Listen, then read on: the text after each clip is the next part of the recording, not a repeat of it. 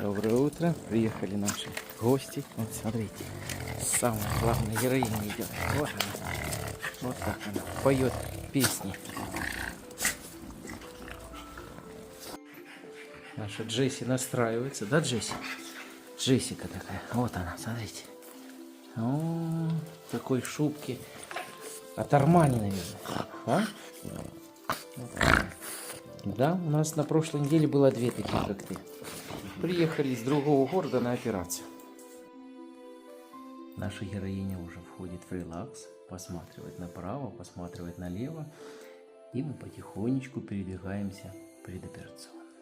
И берем вас с собой. Поэтому, кому интересна тема, как проходит операция по устранению храпа, хрюка, брахиоцефалического синдрома, у вас есть сегодня такая возможность. Наша история продолжается. Наша героиня уже в операционной. Находится уже под седацией. В лапке стоит катетер. Сейчас следующий этап — это интубация. И шагаем с вами в сторону операции. Наша операция продолжается. Для отчетности покажем, что же такое брахиоцефалический синдром. Вот смотрите. Вот это вот образование, вот такой вот нарост. Это провисающее мягкое небо, которое полностью перекрывает органы дыхания. Вот скажите, как можно так дышать? И вот там где-то вдалеке видны какие-то трещинки, через которые воздух проходит. А в реальности, смотрите, полностью все закрыто. Следующий этап операции: обязательно таким пациентам ставят интубационную трубочку, через которую они дышат во время всей операции.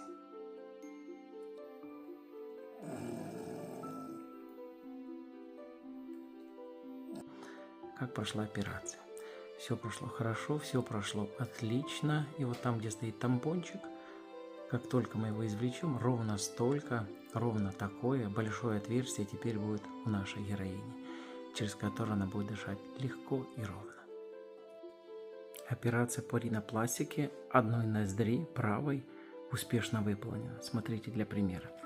Левая ноздря практически нереально дышать. И смотрите, правая такая, туннель прям, через который наша героиня в дальнейшем будет дышать ровно и шелковисто. И наша задача передвигаться на следующую ноздрю. И снова вас берем с собой. Вот такой вот красивый носик теперь будет у нашей красавицы. Наша операция подошла к логическому завершению. Есть у операции начало. И есть та часть, когда мы заканчиваем операцию, перемещаем послеоперационный бок с нашего пациента, нашу пациентку. Смотрите, она еще спит, ей снятся сладкие добрые сны, когда проснется, операция позади, и владельца уже рядом. На сегодняшнем примере я вам показал, как проходит операция, и рассказал, что такое брахиоцефалический синдром. Поэтому, если у вас есть МОПС, француз, группа брахиоцефалов, решение за вами. Нужно делать такую операцию или нет, вы примите сами.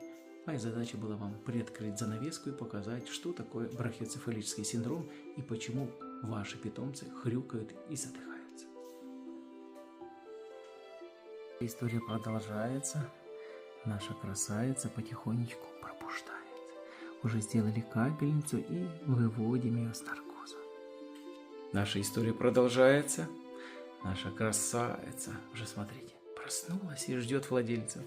А владельцы уже приехали и ее ожидают. И мы вас берем с собой. И это покажем.